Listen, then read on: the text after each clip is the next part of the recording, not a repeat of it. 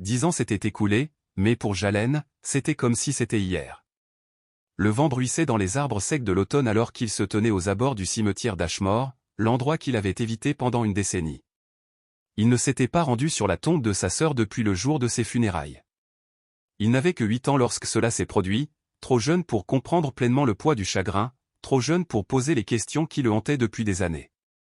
Aujourd'hui âgé de 18 ans, plus grand, plus vif et bien plus agité, Jalen était revenu non pas avec des fleurs, mais avec quelque chose de plus lourd dans le cœur, le doute. Il vivait avec depuis cette conversation, une confession murmurée par une tante lors d'une dispute familiale. Une phrase a brisé ses souvenirs, la mort de votre sœur n'est pas ce qu'ils vous ont dit. Après ça, plus personne dans la famille n'en parlerait. Sa mère pleurait à chaque fois qu'il le demandait. Son père a refusé de prononcer son nom. Il n'y avait plus de photos d'elle dans la maison, pas d'effets personnels, pas de remerciements pour son anniversaire.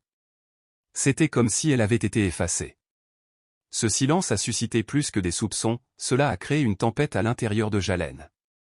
Aujourd'hui, après des années de questions s'accumulant comme une pression derrière un barrage, il avait pris une décision. Il verrait la vérité par lui-même. Le soleil commençait à se coucher alors qu'il s'approchait de sa tombe où une simple pierre tombale entourée d'herbe envahie. Le nom, Leora Wills, fille et sœur bien-aimée, était à peine visible à travers le granit taché de terre. Jalen tomba à genoux et effleura la pierre avec sa manche. Son sac à dos était ouvert à côté de lui, révélant un pied de biche, des gants, une lampe de poche et une lettre pliée. C'est cette lettre qui l'a vraiment poussé à bout. Il est arrivé anonymement il y a 3 jours, sans adresse de retour, sans explication, juste 5 mots, elle n'est pas là où ils l'ont mise. Il avait regardé ce message pendant des heures, passant des nuits blanches à revivre encore et encore le jour de ses funérailles, le cercueil fermé, le refus de ses parents de le laisser lui dire au revoir, l'enterrement précipité et le silence immédiat qui a suivi. Maintenant, il avait atteint le point de non-retour. Alors que le cimetière devenait plus sombre, Jalen enfila ses gants et commença à nettoyer la terre. Il n'avait pas peur de se faire prendre. Il ne s'agissait pas de rébellion ou de vengeance. Il s'agissait de savoir. Il creusa jusqu'à ce que ses bras lui fassent mal, son souffle court et trouble à cause de l'air frais. Ensuite, il a heurté du bois. Sa poitrine se serra et sa main trembla tandis qu'il grattait la dernière couche de terre jusqu'à ce que la forme complète du cercueil soit révélée. Il s'assit, le regardant, respirant lourdement. C'était ça, la boîte qui hantait ses rêves depuis son enfance. Il attrapa le pied de biche, le plaça entre le seau et s'arrêta. « Léa, murmura-t-il. Je ne sais pas ce qu'ils ont fait, mais je jure que je trouverai la vérité. » Avec une profonde inspiration, il ouvrit le couvercle. Le son était aigu, définitif, comme un cri pris dans le bois. Ce qu'il a vu à l'intérieur n'était pas ce à quoi il s'attendait. À l'intérieur du cercueil, il n'y avait aucun corps. Jalen se figea, le pied de biche glissant de ses doigts et heurtant le sol avec un bruit sourd. Son cœur battait si fort qu'il avait l'impression qu'il cognait contre ses côtes. Le cercueil n'était pas vide, il était rempli d'objets, soigneusement disposés, presque comme si quelqu'un les avait organisés. Un vieux lapin en peluche avec un œil en forme de bouton, un album photo aux pages déchirées, et au centre, une petite enveloppe scellée avec son nom dessus au pas à Jalen, pas, cher frère, juste son nom, écrit à la main avec une encre qui s'était fanée mais pas complètement, comme si elle l'attendait. Il l'attrapa lentement, les mains tremblantes. Tout le reste, le lapin, les photos, le cercueil lui-même était flou aux limites de sa vision. Il ouvrit l'enveloppe d'un pouce tremblant, dépliant le papier à l'intérieur. Il n'y avait que 2 lignes, ils ne m'ont pas laissé partir. Ils ont fait croire que j'étais parti, mais je suis toujours là. Le souffle de Jalen se coupa. Il la lut encore et encore. À chaque fois, le sens changeait, s'approfondissait. Ce n'était pas leurs parents, ni quelqu'un qui faisait semblant. Il reconnut ces boucles maladroites dans l'écriture manuscrite, elles courbaient toujours trop ses L. C'était réel. Cette lettre était réelle. Mais que voulait-elle dire par « ils ne m'ont pas laissé partir » ? Il regarda de nouveau le cercueil, son cœur battant à tout rompre dans sa poitrine. Qu'est-ce que c'était ? Une sorte de coup monté cruel ? Une farce ? Un message ? Ou pire, une dissimulation ? Jalen posa l'album photo sur ses genoux, feuilletant les premières pages. La plupart étaient vierges, mais quelques-unes avaient de vieilles photographies cachées dans les coins ou des photos qu'il ne reconnaissait pas. Pas d'événements familiaux ou de photos d'école, mais des lieux étranges. Une pièce au mur entièrement peint en noir. Un miroir fissuré avec le reflet de quelqu'un qui n'était pas dans le cadre. Et une photo d'une fille, peut-être Léora, debout devant ce qui ressemblait à un hôpital abandonné. Il y avait une marque sur le mur derrière elle, un symbole, un cercle traversé par une ligne verticale. Jalen retourna la photo. Au dos, griffonné de la même écriture que la lettre, se trouvaient les mots « Cherchez celui qui a regardé ». Sa bouche est devenue sèche. Quelque chose n'allait vraiment pas ici. Il se souvenait maintenant qu'à l'enterrement, il y avait eu un homme, quelqu'un qu'aucun membre de la famille ne reconnaissait. Il portait du noir, se tenait près du fond, ne s'approchait jamais du cercueil et disparaissait avant que quiconque puisse lui parler. Jalen avait toujours pensé qu'il était juste quelqu'un de l'école de sa sœur. Et s'il ne l'était pas? Et s'il avait été l'observateur? Soudain, quelque chose se brisa derrière lui. Jalen se tourna brusquement. Rien. Juste le vent qui siffle à travers les arbres et le bruit des feuilles sèches qui glissent sur la pierre. Mais il l'a ressenti, ce sentiment qu'on éprouve quand on n'est pas seul. Il fourra l'album et la lettre dans son sac à dos et recouvrit à nouveau le cercueil, ses mains bougeant rapidement maintenant, non par culpabilité, mais par urgence. Quoi qu'il en soit, ce n'était pas fini. Léora n'était pas morte, du moins pas comme tout le monde le prétendait, et Jalen commençait à comprendre, ils avaient enterré une histoire, pas un corps. Le cœur de Jalen s'emballa alors qu'il se relevait, son esprit tournoyant avec les images des photos et les messages énigmatiques. Le cimetière semblait soudain trop calme, trop vide, comme si la terre elle-même le regardait. Il pouvait encore sentir le poids du cercueil, de la lettre scellée et de l'étrange marque sur les photos. C'était un puzzle, et les pièces lui échappaient plus vite qu'il ne pouvait les saisir. Il jeta un dernier regard à la tombe. Le cercueil était à nouveau bien fermé, mais cela n'améliorait pas son inconfort. Au contraire, cela n'a fait qu'empirer les choses. Léora cachait quelque chose. Elle était en vie quand ils lui ont annoncé son départ. Elle lui avait laissé des indices que personne n'avait pris la peine de remarquer. Le vent se leva de nouveau, tirant sur le col de sa veste.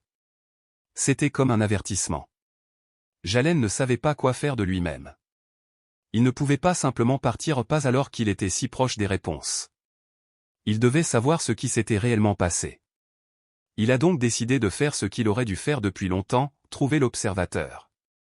Alors que le soleil baissait, projetant de longues ombres sur les pierres tombales, Jalen se dirigea vers le bord du cimetière. Sa respiration était superficielle, un mélange d'air froid et d'anticipation nerveuse. Ses pas étaient étouffés par l'herbe, mais le son de son propre cœur résonnait dans ses oreilles. Il atteignit le bord du cimetière et regarda la route sombre qui menait à la ville.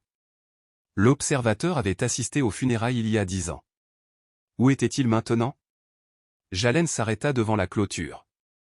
Il n'y avait aucun signe d'attente, aucune ombre tapie au loin. Mais il y avait autre chose, quelque chose qui attira son attention. Un petit chemin étroit serpente à travers les arbres de l'autre côté de la route. C'était faible, caché sous l'obscurité grandissante. Sans réfléchir, il s'approcha, resserrant sa veste autour de lui. Le chemin était à peine visible, comme s'il avait été volontairement oublié. Et puis il se souvint de l'hôpital abandonné. Cela a cliqué dans son esprit. L'une des photos de l'album montrait un bâtiment délabré à la périphérie de la ville. L'hôpital était fermé depuis des années, mais il avait entendu des rumeurs. Les gens disaient que c'était autrefois un endroit pour des patients en difficulté, des gens qui ne pouvaient être aidés. Mais il n'y avait aucune trace, aucun signe que cela ait jamais existé. C'était presque comme si quelqu'un voulait l'effacer de l'histoire. Serait-ce là qui l'ont emmené? Plus Jalen avançait sur le chemin, plus le brouillard devenait épais. Au moment où il atteignit la lisière des arbres, il pouvait à peine voir à plus de quelques mètres devant lui. L'air semblait plus froid, chargé de quelque chose de difficile à localiser. Ensuite, il l'a vu. Le bâtiment se dressait devant lui comme une sentinelle silencieuse, ses fenêtres brisées et condamnées, son toit affaissé sous des années de négligence. L'hôpital abandonné. Ce n'était rien de plus qu'une ruine, mais il détenait un pouvoir étrange qui donnait la chair de poule à Jalen. Quelque chose dans tout cela lui était familier et erroné. Il devait être proche maintenant. Quelle que soit la vérité, elle devait être ici. Il devait rester quelque chose. Quelque chose. Il n'avait pas enterré ou caché un bruit qui brisa le silence. Jalen se figea. Chaque muscle de son corps se tendit, sa respiration se coupa dans sa gorge. Il se tourna vers le son. Des pas, lents, mesurés, qui ne sont pas les siens. Une silhouette apparut à travers le brouillard, juste une silhouette mais indubitable, l'observateur. Il s'approcha, la silhouette bougeait avec détermination, son corps obscurci dans l'ombre, mais sa présence se profilait. Jalen ne savait pas s'il devait courir ou l'affronter, mais ses pieds le trahirent, faisant un pas hésitant en avant. La silhouette ne bougeait pas, il restait là, attendant. « Qui es-tu » La voix de Jalen était plus exigeante qu'il ne l'avait prévu, mais la colère en lui montait. La vérité était hors de sa portée, et c'était trop difficile à supporter. Le personnage n'a pas répondu au début. Puis il parla, sa voix basse et délibérée. « Tu n'aurais pas dû venir, Jalen. » Les yeux de Jalen s'écarquillèrent. Il connaissait cette voix. Il ne savait pas comment, mais il le savait. L'observateur lui avait parlé directement lors des funérailles. « Que voulez-vous de moi » Le cœur de Jalen s'emballa alors qu'il se rapprochait. La silhouette pencha la tête, sa forme apparaissant plus clairement. Il était plus âgé que ce à quoi Jalen s'attendait, mais il y avait quelque chose de troublant dans ses yeux, un vide qui n'appartenait pas à quelqu'un de vivant. « Je suis venu pour la vérité », dit finalement le personnage. « Mais tu n'es peut-être pas prêt pour ça. » Le poing de Jalen se serra. « Je suis prêt. Raconte-moi tout. Qu'est-il arrivé à ma sœur » Le personnage fit un pas en avant, sa voix baissant alors qu'il parlait à nouveau. Elle n'était jamais censée mourir, mais elle n'a pas pu être sauvée, ni par personne au monde. Ses actes ont eu des conséquences. Jalen regarda l'homme, sa confusion grandissant. « De quoi parles-tu » Le personnage leva lentement la main et désigna l'hôpital abandonné derrière lui. « Elle est toujours là. Elle n'est jamais partie. » Le souffle de Jalen se bloqua dans sa gorge, son cœur battait à tout rompre tandis que les mots résonnaient dans son esprit. « Elle est toujours là. Elle n'est jamais partie. » La voix de la silhouette, froide et troublante, flottait dans l'air comme un nuage sombre. Jalen avait l'impression que le sol sous lui avait changé et que la réalité qu'il pensait connaître était soudainement brisée de manière irréversible. Il recula, le brouillard s'épaississant autour de lui. « Comment ça, elle n'est jamais partie ? Que veux-tu dire » demanda-t-il, la voix tremblante, même s'il essayait de la masquer avec défi. Le regard de la silhouette était illisible, mais il y avait une lueur de quelque chose comme du chagrin sous ses yeux. Il n'a pas parlé tout de suite. Au lieu de cela, il fit signe à Jalen de le suivre, se tournant vers l'hôpital en ruine. Jalen hésita un instant, un frisson lui parcourant le dos. Mais quelque chose en lui, un besoin de connaître la vérité, le poussait à avancer. La silhouette ouvrait la voie, c'est pas sûr, alors même que le vieux bâtiment les surplombait comme un monument oublié dédié à quelque chose de sombre. L'hôpital était encore pire de près. Fenêtres cassées, portes rouillées et légère odeur de pourriture dans l'air. Cela ne ressemblait pas à un endroit où des gens avaient vécu ou travaillé. Cela ressemblait à un endroit où des secrets avaient été enfouis il y a longtemps, et Jalen savait au fond de lui que sa sœur faisait partie de ces secrets. À mesure qu'ils entraient dans le bâtiment, l'air devenait encore plus froid. Le vent dehors hurlait, mais ils ne pouvaient pas pénétrer les murs épais. Le seul bruit était celui de leurs pas sur le carrelage fissuré, résonnant dans le silence creux de l'espace abandonné. La silhouette conduisit Jalen plus profondément dans le bâtiment, passant devant de longs couloirs vidés des pièces fermées.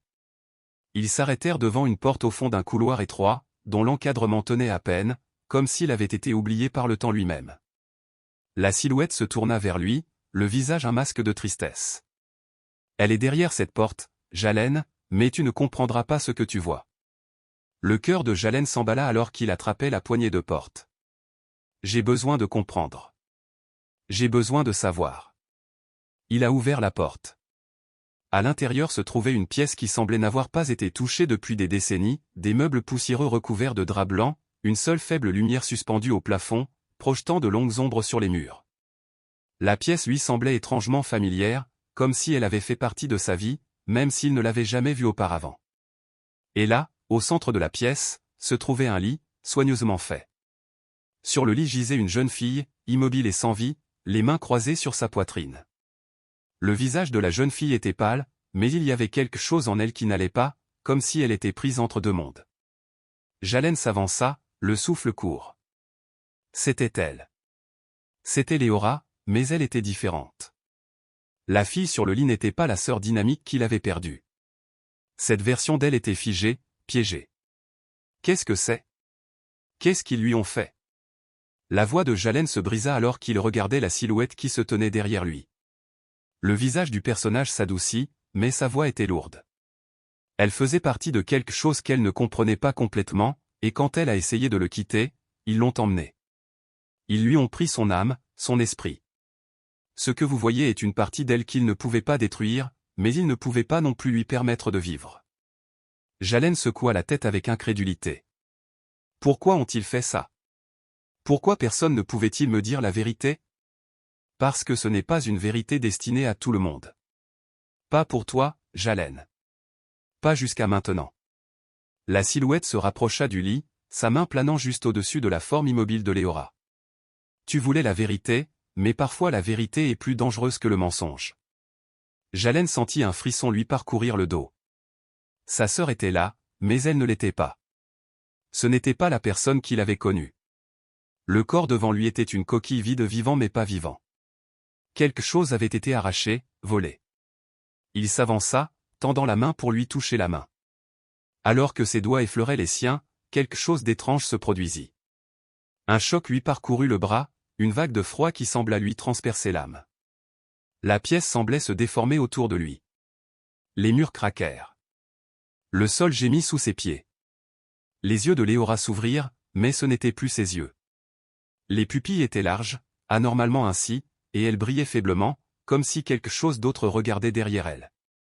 Elle cligna lentement des yeux puis murmura, sa voix tendue et brisée, je ne pouvais pas m'échapper. Il ne me laissait pas. Et maintenant, toi non plus. Jalen recula en trébuchant, son pouce accélérant, le souffle coupé dans sa gorge. La silhouette se tenait derrière lui, observant silencieusement, attendant que Jalen traite l'horreur devant lui. La pièce semblait plus petite. Les murs se sont refermés. L'air était étouffé. La porte s'est refermée derrière lui, et c'est à ce moment-là que Jalen a réalisé qu'il n'était pas seulement à l'hôpital. Il était dans une prison ou une prison qui avait été construite pour garder la vérité sous clé. L'esprit de Jalen s'emballa lorsque la porte se referma derrière lui, le son résonnant dans les limites de la petite pièce. Son cœur battait à tout rompre dans sa poitrine. Sa respiration était saccadée. Le monde autour de lui semblait se déformer, se plier et s'étirer comme s'il essayait de l'engloutir tout entier.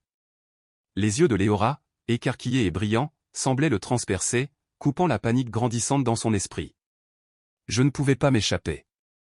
Il ne me laissait pas. Et maintenant, vous non plus. Sa voix, creuse et étrange, lui fit froid dans le dos. Ces mots ressemblaient à une malédiction, un avertissement auquel il n'était pas prêt. Ses jambes tremblaient sous lui alors qu'il reculait, la réalité de ce qu'il voyait s'abattant sur lui. Ce n'était pas la sœur dont il se souvenait. C'était autre chose, quelque chose de bien plus sinistre, quelque chose de piégé. Qu'est-ce qu'ils t'ont fait?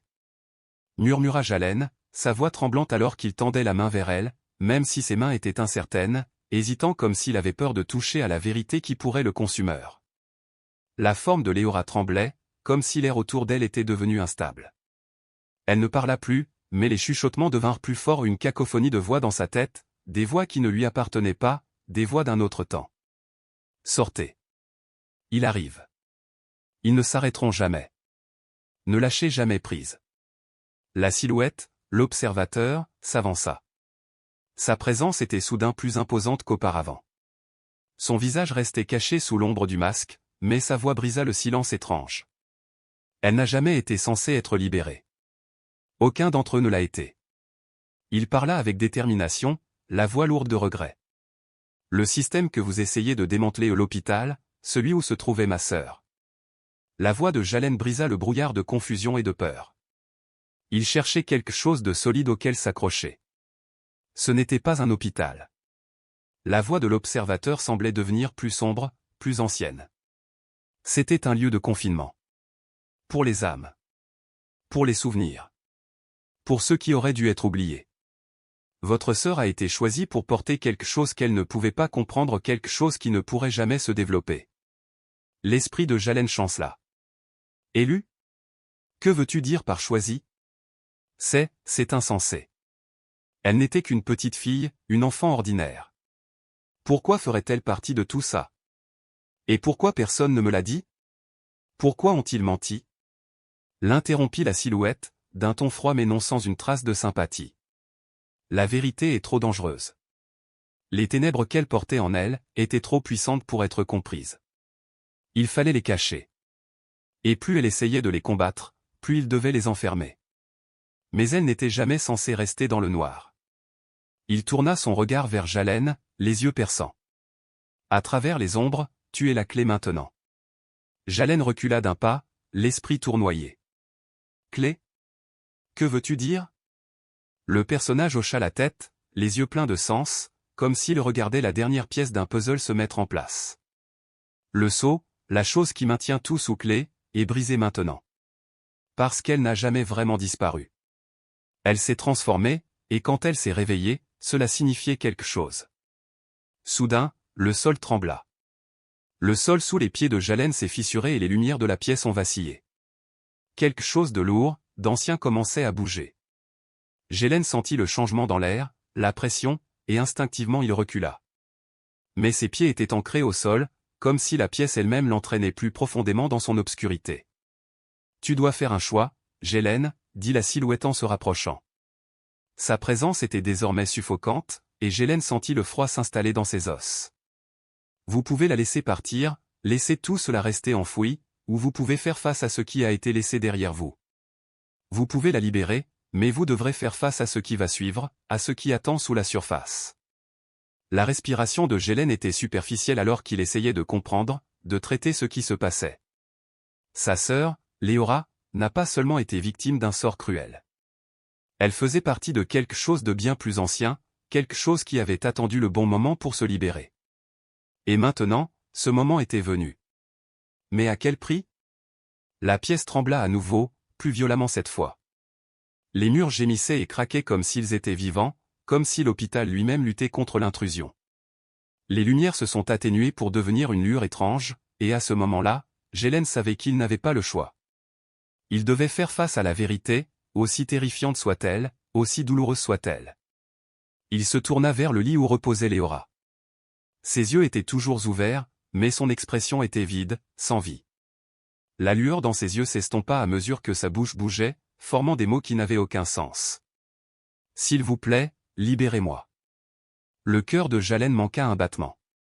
Était-ce vraiment sa sœur ou quelque chose d'autre, quelque chose de bien plus sombre? Sans ajouter un mot, il se tourna vers l'observateur. Le regard de la silhouette se durcit.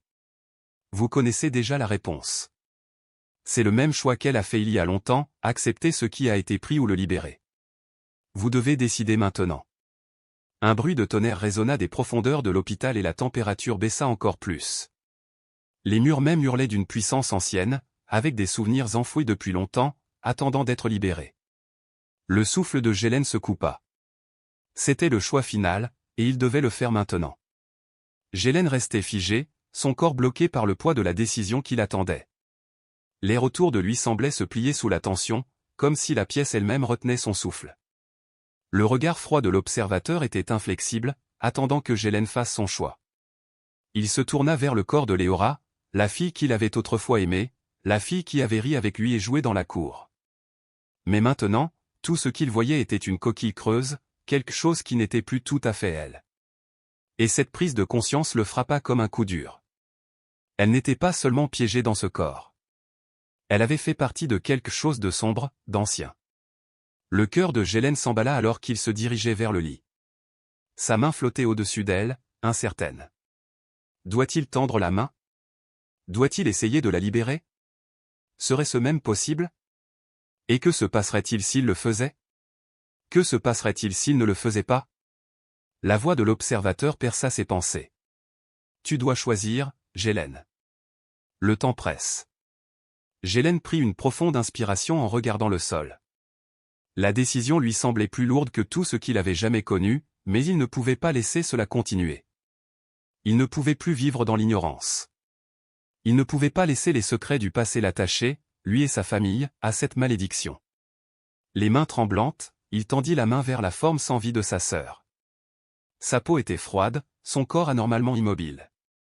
Mais alors que ses doigts effleuraient son bras, quelque chose bougea.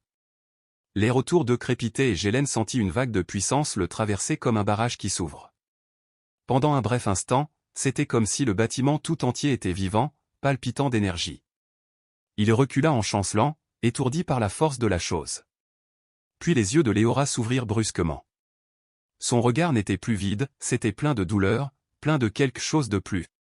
Mais là aussi, il y avait une reconnaissance. C'était elle. Jalin, murmura-t-elle, la voix rauque, comme si les mots luttaient pour se libérer de quelque chose d'ancien et d'étouffant. Aidez-moi, je ne peux pas me libérer. Ils ne me le permettront pas.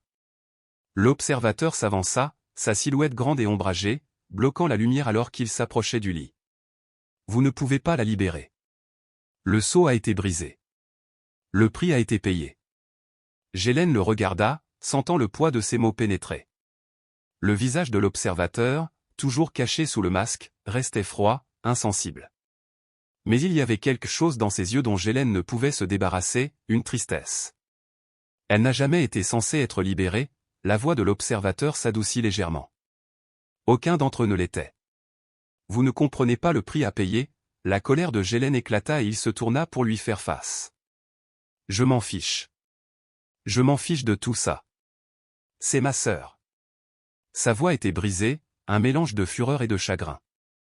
Je me fiche de vos règles ou de vos anciens sceaux. Je la sauverai, quel qu'en soit le prix. Pendant un long moment, l'observateur resta silencieux. Puis, finalement, il parla. Ainsi soit-il. La température dans la pièce a chuté. Un vent hurlant déchirait les couloirs délabrés de l'hôpital. Les murs gémissaient sous la tension de quelque chose qui était déchiré. La vision de Gélène se brouilla alors qu'une lumière vive les entourait, et il sentit le monde s'incliner, comme s'il était tiré dans toutes les directions à la fois. Le corps de Léora convulsa sur le lit, ses mains tendant vers Gélène. Il lui saisit les poignets, les serrant fort, alors que son âme semblait se battre en elle. Gélène, répéta la voix de Léora, mais ce n'était plus seulement elle. C'était un chœur, des centaines de voix chuchotant depuis les recoins sombres du temps. L'air scintillait avec le son. Tu aurais dû laisser ça reposer. Mais maintenant tu dois y faire face. Gélène ferma les yeux, les murmures augmentant de volume, poussant son esprit. Mais il ne s'arrêterait pas. Il ne pouvait pas s'arrêter. Avec un dernier cri, il l'attira à lui. Et à ce moment-là, tout s'est brisé. La lumière éclata en un éclair aveuglant, remplissant chaque recoin de la pièce avec une intensité qui fit frémir les murs. Lorsque la lumière s'éteignit, l'hôpital redevint silencieux. Gélène cligna des yeux face à l'obscurité soudaine, et là, debout devant lui, se tenait Léora, non pas sa version aux yeux creux et piégés, mais la fille qu'il avait perdue. Vivant. Réel. Elle le regarda, le visage plein de soulagement mais aussi de quelque chose en plus. Vous l'avez fait. Vous m'avez libéré. Gélène ne pouvait pas parler. Le poids de ce qu'il venait de faire s'écrasait sur lui. Son cœur battait encore à tout rompre à cause de l'intensité de la libération. Mais à ses yeux, à la façon dont elle se tenait devant lui, il savait qu'elle était libre, et lui aussi. Mais le surveillant avait disparu. La pièce était vide et dehors, les premiers rayons de l'aube perçaient le brouillard. Léora s'avança, sa main tendue vers lui. Allez, Gélène. Nous devons partir. Il y a encore à faire. Gélène regarda une dernière fois le bâtiment abandonné. Il avait libéré sa sœur, mais la vérité, la pleine vérité, le hantait toujours, se cachant dans l'ombre. Il ne savait pas ce qui allait suivre ni quel serait le coup de sa libération, mais il s'en fichait. Il avait fait son choix, et quoi qu'il arrive, il y ferait face avec Léora à ses côtés.